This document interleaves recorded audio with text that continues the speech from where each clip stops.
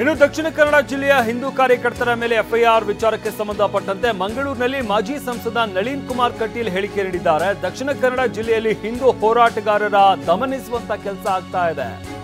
ಪ್ರವೀಣ್ ನೆಟ್ಟಾರು ಹತ್ಯೆಯಿಂದ ಕೇರಳ ಮಾದರಿ ಹತ್ಯೆ ಆರಂಭ ಆಗಿದೆ. ಎನ್ಐಎ ತನಿಖೆ ವೇಳೆನೂ ಕೇರಳ ಕೈವಾಡ ಇರೋದು ಗೊತ್ತಾಗಿದೆ.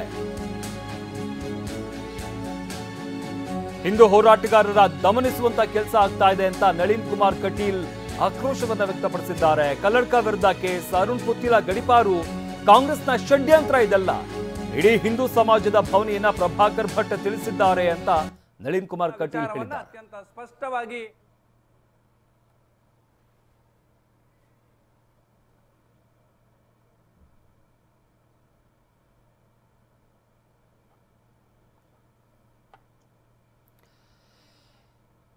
ಕಾಂಗ್ರೆಸ್ ಕೇಸ್ಗಳನ್ನ ದಾಖಲಿಸಿ ಭಯಪಡಿಸಬಹುದು ಎಂಬ ಭ್ರಮೆಯಲ್ಲಿದೆ. ಕೇರಳ ಮಾದರಿ ಹತ್ಯೆಗಳ ಹಿಂದೆ ಯಾರಿದ್ದಾರೆ ಅನ್ನೋದು ತನಿಖೆ ಆಗಲಿ ಅಂತ ನಳಿನ್ ಕುಮಾರ್ ಕಟೀಲ್ ಹೇಳಿದ್ದಾರೆ. ದಕ್ಷಿಣ ಕನ್ನಡ ಜಿಲ್ಲೆಯಲ್ಲಿ ನಡೆದಿರುವ ಕೆಲವು ಅಹಿತಕರ ಘಟನೆಗಳ ಹಿನ್ನೆಲೆಯಲ್ಲಿ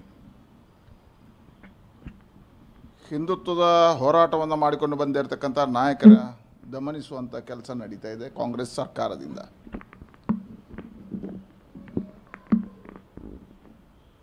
ಈ ಜಿಲ್ಲೆಯಲ್ಲಿ ಅಧಿಕಾರಿಗಳು ಗಮನಿಸಬೇಕಾಗಿರ್ತಕ್ಕಂಥದ್ದು, ಈ ಘಟನೆಗಳ ಹಿನ್ನೆಲೆಗಳು ಪ್ರವೀಣ್ ನೆಟ್ಟಾರ್ ಹತ್ಯೆಯಿಂದ ಪ್ರಾರಂಭ ಆಗಿದೆ. ಹೇಳಿದ್ರೆ ಕೇರಳ ಮಾದರಿಯ ಹತ್ಯೆಗಳು ಪ್ರಾರಂಭ ಆಗಿರ್ತಕ್ಕಂಥದ್ದು ನಾವು ಕಾಣ್ತೀವಿ ಹಿಂದಿನ ಎಲ್ಲ ಘಟನೆಗಳನ್ನು ಕಂಡ. ಆ ಘಟನೆಗಳ ಹಿನ್ನೆಲೆ ಕಂಡಾಗ ವ್ಯಕ್ತಿಗಳನ್ನು ಹುಡುಕಿ ಹೊಡೆಯತಕ್ಕಂಥ ಕೆಲಸ ಕಾರ್ಯ ನಡೆದಾಗ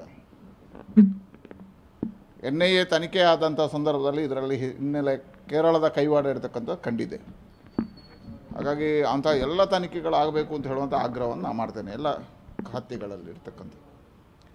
ಆದರೆ ಇವತ್ತು ಸಮಾಜದ ಕೆಲಸ ಮಾಡ್ತಕ್ಕಂಥ, ರಾಷ್ಟ್ರೀಯ ವಿಚಾರಧಾರೆಗೆ ಕೆಲಸ ಮಾಡ್ತಕ್ಕಂಥ ಕೆಲವು ಪ್ರಮುಖರನ್ನು, ವಿಶೇಷವಾಗಿ ಡಾಕ್ಟರ್ ಪ್ರಭಾಕರ್ ಭಟ್ರ ಮೇಲೆ ಹಾಕಿರ್ತಕ್ಕಂಥ ಕೇಸು ಇವತ್ತು